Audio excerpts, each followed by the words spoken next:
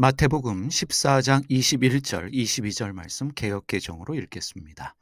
먹은 사람은 여자와 어린이 외에 5천 명이나 되었더라. 예수께서 즉시 제자들을 재촉하사 자기가 무리를 보내는 동안에 배를 타고 앞서 건너편으로 가게 하시고, 예수님께서는 떡 5개와 물고기 2마리를 가지시고 5천 명 이상의 사람을 먹이시는 기적을 행하셨습니다.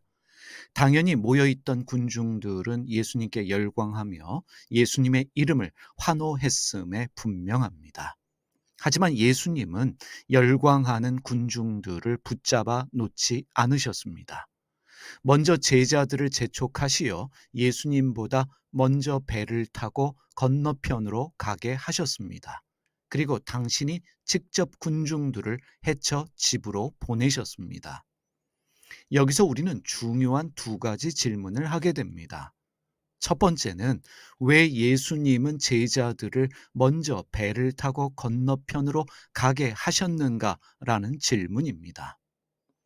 예수님께서 떡 5개와 물고기 2마리를 들고 축복하셨습니다.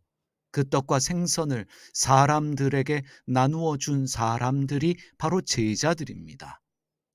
군중들은 예수님뿐만 아니라 떡과 생선을 나누어 주고 있는 예수님의 제자들에게도 환호를 보내며 박수를 치며 열광했을 것입니다. 이런 상황에서 어린 제자들은 우쭐해질 수밖에 없습니다. 내가 마치 예수님이 된 것 같은 착각을 할 수도 있습니다.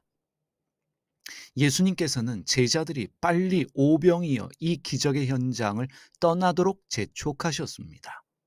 오늘 예수님의 이름으로 일하는 모든 사람들이 새겨야 할 아주 중요한 부분입니다. 예수님의 이름으로 일하는 모든 사람들은 예수님이 아닙니다. 오병이어의 기적은 나의 능력이 아닙니다. 심지어 떡 5개와 물고기 2마리도 내 것이 아닙니다. 그것을 사람들에게 나누어 주고 있는 심부름하는 사람에 불과하다라는 인식이 제자들에게 그리고 우리에게 필요합니다. 그것을 잊지 말아야 합니다. 사람들의 박수 소리에, 칭찬 환호하는 소리에 마음을 빼앗겨서는 안 됩니다. 빨리 떠나라라는 예수님의 재촉하시는 소리를 듣고 그런 환호의 자리, 사람들의 칭찬하는 그 자리를 떠날 수 있어야 합니다. 내가 예수님이 되어 박수를 받고 찬사를 받으려고 할 때 그 어떤 사람도 타락할 수밖에 없습니다. 왜 한국교회가 타락했다라는 비난을 받고 있는 것일까요? 이단 사이비가 생겨나는 이유는 무엇일까요? 목회자들이, 종교 지도자들이 자신들을 예수님으로 착각하기 때문입니다. 예수님께서도 피하시는 그 환호와 열광을 받으려고 그 자리에 머물러 있기 때문입니다. 사람들의 환호하는 소리, 열광하는 소리, 칭찬하는 소리를 좋아하기 때문에 타락하는 것입니다. 여러분, 심부름 좀 했다고 생색 내지 마시기를 바랍니다. 어떤 대단한 일을 했다고 우쭐대거나 과시하려고 하지 마시기를 바랍니다. 교회에 돈 헌금했다고, 기부했다고, 헌신했다고 우쭐대지 마십시오. 자기 소리 내려고, 자기 주장하려고 하지 마시기를 바랍니다. 우리는 모두 예수님의 심부름꾼에 불과한 사람들입니다. 떡 5개와 물고기 2마리는 원래 누구의 것이었습니까? 요한복음 기록에만 그것이 이름을 알 수 없는 어느 어린아이의 것이라고 기록하고 있습니다. 성경 어디에도 자신이 가진 모든 것을 예수님께 드렸던 그 어린아이가 자신을 자랑하거나 생색을 내거나 과시했다라는 기록은 없습니다. 사람들이 칭찬하면 그 자리를 떠날 수 있어야 합니다. 사람들이 환호하고 열광하는 자리를 불편해하는 그 사람이 예수님을 따르는 제자의 삶입니다. 2번째로 우리가 해야 할 중요한 질문입니다. 왜 예수님은 군중들을 헤쳐 집으로 보내셨을까라는 질문입니다. 예수님은 자신에게 열광하는 군중들과 어떤 일을 하려고 하지 않으셨습니다. 일단 예수님은 모여든 사람들의 숫자에 흥분하지 않으셨습니다. 기적을 행하신 후에 헌금 바구니를 돌리지도 않으셨고 어떤 일을 하자고 선동하지도 않으셨습니다. 단체를 만들려고 정당을 만들려고 하지 않으셨고 교회 건물을 세우려고 하지도 않으셨습니다. 한마디로 이제 설교 말씀 듣고 밥도 먹었으니 이제 집으로 돌아가라고 등을 떠미셨던 것입니다. 신앙은 모이는 것이 아닙니다.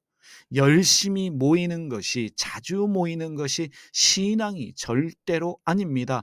교회에서 예배 드리고 밥 먹었으면 집으로 가는 것이 신앙입니다. 은혜를 받았으면 집으로 가야 하고 직장으로 가서 열심히 생활해야 합니다. 한국 교회를 보십시오. 모이는데 1등입니다. 모임이 많습니다. 예배도 많습니다. 일요일에도 모이고 수요일에도 모이고 금요일에도 모입니다. 셀 모임, 숨 모임, 구역 모임 등 이름을 달리한 수많은 모임을 만들어 바쁜 사람들을 불러 모으고 있습니다. 교회가 할 일을 바쁜 교인들이 다 하고 있습니다. 심지어 정치적 이슈로 사람들을 광장으로 끌어모아서 자신들의 권력 투쟁에 교인들을 이용하고 있습니다.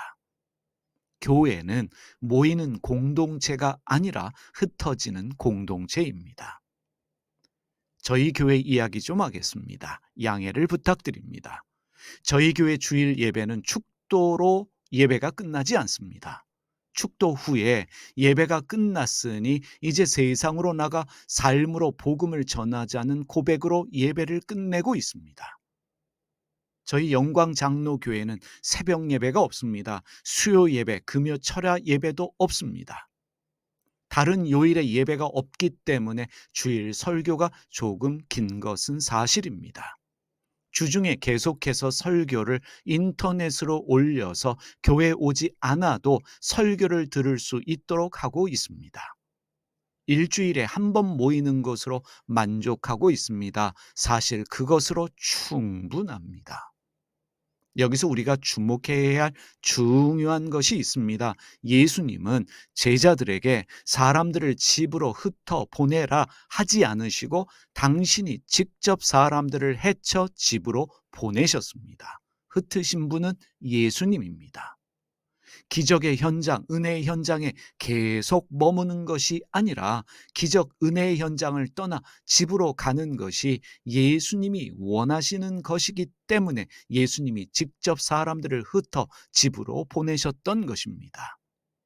우리는 예수님께 받은 감동이 있다면, 은혜가 있다면 그 은혜와 감동을 가지고 집으로 삶의 현장으로 돌아가서 그 감동과 은혜를 나누면서 살아야 합니다. 그것이 신앙생활입니다. 기도하겠습니다. 하나님 아버지, 흩으시는 예수님을 통해서 저희가 배우게 하여 주시옵소서. 너무 바쁜 일상 가운데 교회에서 예배를 자주 드리는 것이, 자주 모이는 것이 주님의 뜻이라고 우리가 착각하며 오해하고 있습니다. 설교 말씀을 듣고 은혜 받고 밥도 먹었으면 속히 집으로 돌아가서 그리고 삶의 현장으로 가서 주신 은혜와 감동을 가지고 살아갈 수 있는 저희 모두가 되게 하여 주시옵소서. 한국 교회가 자주 모이라고, 많은 사람 모이라고 선동하고 있는데 이때 진정으로 예수님이 원하시는 것이 무엇인 줄 깨닫고 우리의 삶의 현장에서 주님의 뜻대로 살아갈 수 있는 것이 무엇인지 깨닫는 지혜가, 은혜가 저희에게 있게 하여 주시옵소서. 예수님의 이름으로 기도드립니다. 아멘. 하늘에 계신 우리 아버지가 어떤 분인지를 저희에게 보여주시옵소서. 세상을 바로잡아 주시고 아버지의 뜻이 하늘에서와 같이 땅에서도 이루어지게 하소서. 오늘 저희에게 일용할 양식을 주시고 저희에게 빚진 사람들의 빚을 탕감하여 준 것 같이 저희 빚을 탕감하여 주시옵소서. 저희를 유혹에 빠지지 않게 하시고 나쁜 일을 당하지 않게 하소서. 아멘.